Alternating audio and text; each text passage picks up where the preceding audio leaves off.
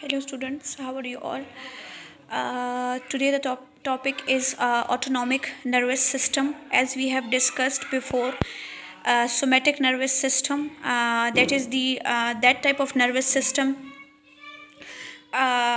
जिसमें आपके पास ये पार्ट तो पेरिफेरल नर्वस सिस्टम का है और इसमें जो है वो सेंट्रल नर्वस सिस्टम से कनेक्शन है आपके पास और ये वॉलेंट्री पार्ट्स से कनेक्टेड है।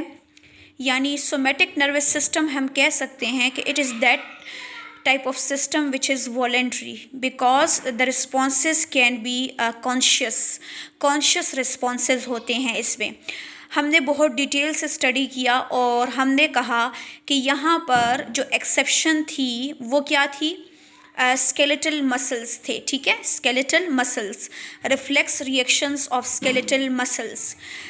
Now today the topic is autonomic nervous system. Autonomic या हम कह सकते हैं इसको सिंपलर वर्ड्स में ऑटोमेटिक नर्वस सिस्टम। आपने किसी को कहना नहीं है automatic, it is just for कि आपको ये याद रहे। ठीक है, इसको हम ऑटोनॉमिक नर्वस सिस्टम कहते हैं and that is generally called the visceral afferent system और general visceral afferent system.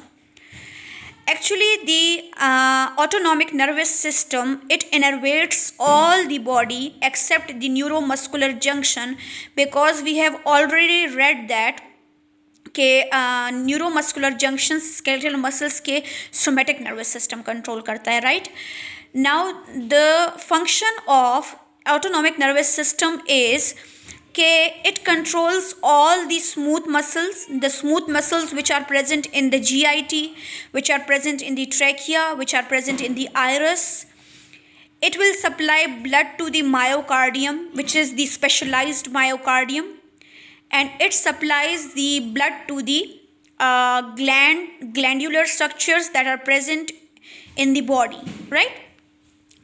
Autonomic nervous system जो है आपके पास 2 डिविजन्स में डिवाइड होता है, anatomically sympathetic and parasympathetic nervous system.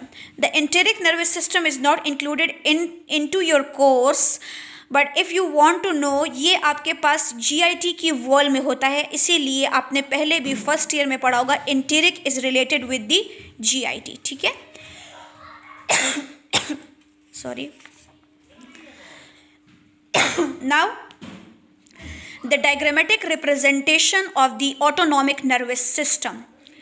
आपकी बॉडी में जो भी चेंजेस आएंगी, चाहे वो पैरासिम्पैथेटिक है या सिंपैथेटिक है, या चाहे आपको सिंपैथी की ज़रूरत है या आप रेस्ट एंड डाइजेस्ट कंडीशन में हैं, लेकिन ये स्टिमुलेशंस, ये मैसेजेस जो हैं ये हायर ब्रेन सेंटर्स से कनेक्टेड हैं। ठीक है, inside our brain we have cerebral hemisphere, we have midbrain, pons, medulla, spinal cord, they all are connected. ठीक है, तो क्या है आपके पास आपके हायर ब्रेन सेंटर्स में, ये क्या है, hypothalamus, and as you can see in this diagram, ये डायग्राम में आप देख रहे हैं, ये कहते हैं कि अगर हम हाइपोथैलेमस का डीपली स्ट्रक्चर स्टडी करें तो इसमें होता है एक एंटीरियर पार्ट और एक पोस्टीरियर पार्ट होता है, जिसको हम कहते हैं anterior medial part and posterior lateral part.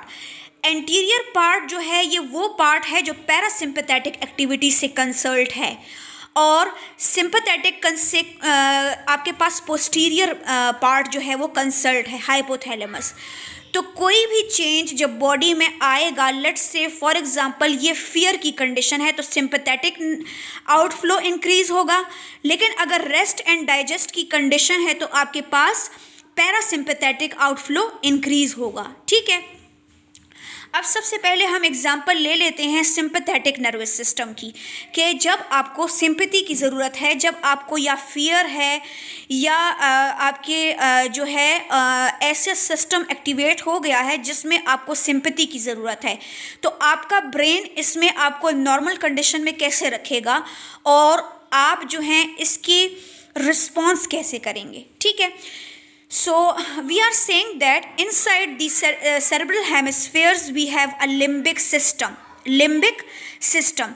The limbic system is actually receiving signals all the time.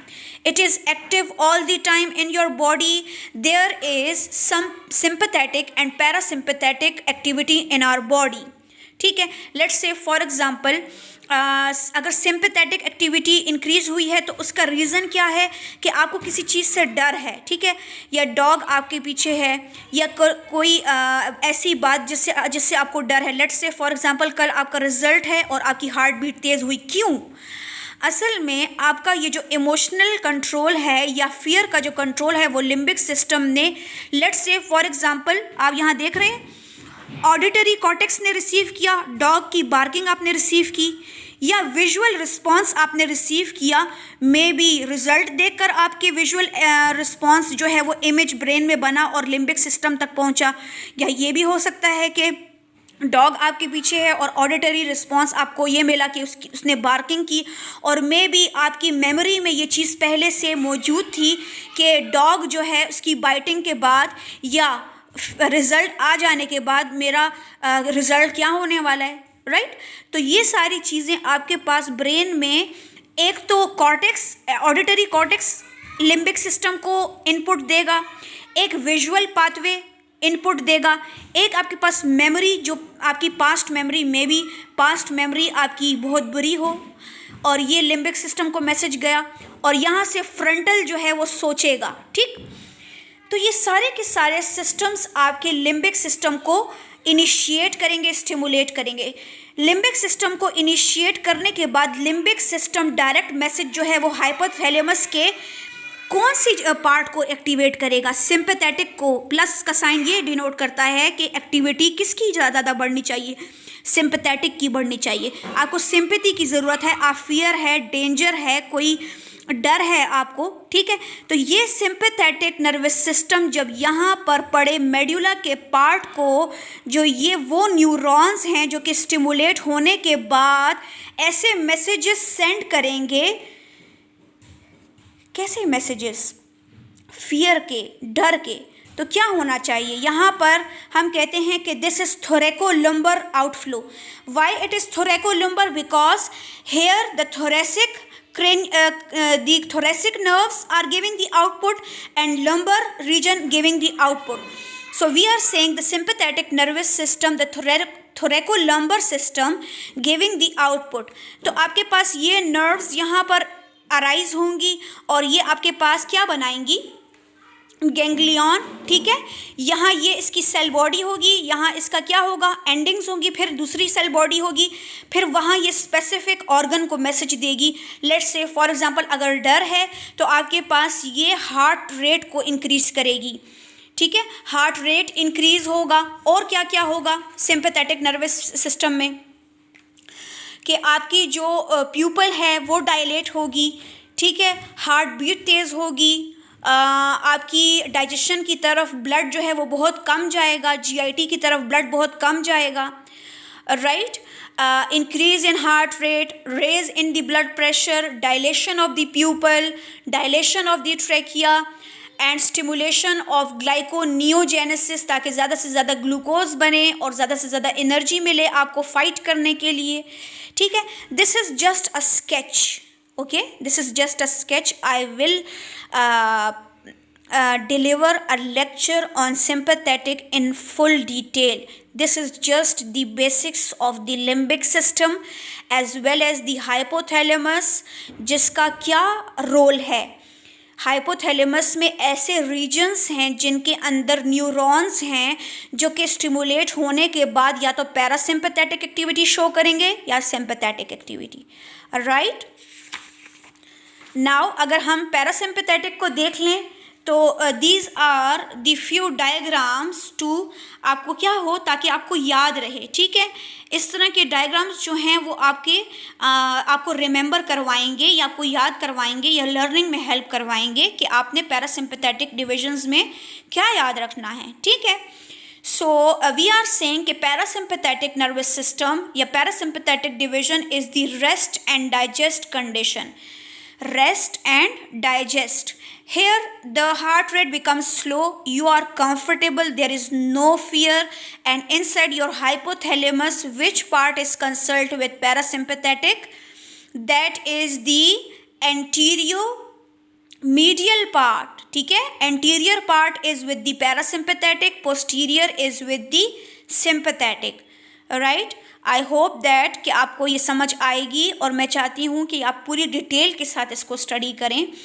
Craniosacral outflow, why they are saying craniosacral? अब इस डायग्राम में अगर मैं थोरैकोलुम्बर से हटा के इसको क्रेनियोसेक्रल कर दूं कि क्रेनियम से आ रही हैं नर्व्स निकल रही हैं, और sacral means your sacrum here, okay. तो ये फिर बन जाता है पैरासिम्पैथेटिक, राइट. इस डायग्राम से आपको बहुत क्लियर होगा. Let's say for example this is parasympathetic activity. हमने कहा कि ये क्रेनियोसेक्रल है, क्रेनियोसेक्रल आउटफ्लो. यहाँ पर आपके हाइपोथैलेमस के एंटीरियर पार्ट से नर्व्स जा रही हैं और वो डाउन डीप आपके कौन से पार्ट को एक्टिवेट कर रही हैं? यहाँ पर पड़े न्यूक्लियस, ऑक्यूलोमोटर न्यूक्लियस को एक्टिवेट करेंगी कि वो अपने फाइबर्स से मैसेज दे गैंग्लियन को.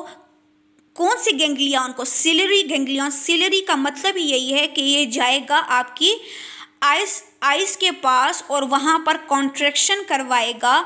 और जब पैरासिम्पैथेटिक एक्टिविटी है तो प्यूपल कॉन्ट्रैक्ट करेगा, रिलैक्स करेगा, राइट. और ग्लोब्यूलर होगा, यानी कोई डर का सिचुएशन नहीं है. अगर डर नहीं है, फियर नहीं है, तो कंडीशन नॉर्मल है. मसल्स जो हैं, स्फिंक्टर मसल्स जो हैं, वो कॉन्ट्रैक्शन करेंगे, राइट. और बहुत ही मतलब आपके पास ये जो आइरिस है कंफर्टेबल पोजीशन में है. There is what in the parasympathetic we have the condition with the pupil that it ये क्या करता है pupil को? It actually constrict the pupil, it actually constrict the sphincter muscles, ठीक है. This is just the example to show you that कि ये आपके पास आपकी अगर पैरासिम्पैथेटिक एक्टिविटी है तो कौन कौन से रीजन्स में जाकर ये वहाँ पर अपना एक्शन परफॉर्म करेगा. लेट्स से फॉर एग्जांपल अगर पैरासिम्पैथेटिक है तो यहाँ से आउटफ्लो डाइजेस्टिव सिस्टम को भी होगी, डाइजेशन और से और इंक्रीज होगी. जब भी कभी आप रिलैक्स होते हैं, रेस्ट एंड डाइजेस्ट एक्टिविटी है, तो वहाँ पर डाइजेशन जो है वो इंक्रीज होगी. लेकिन अगर सिंपैथेटिक है, डेंजर कंडीशन है, तो आपके पास जीआईटी की तरफ ब्लड जो है वो बहुत कम जाएगा, राइट. आई होप कि इतना आपको समझ आया होगा. इंशाल्लाह we will complete the topic by tomorrow and I hope that it is clear to you all. And if there is any question related to this you can ask from me, okay.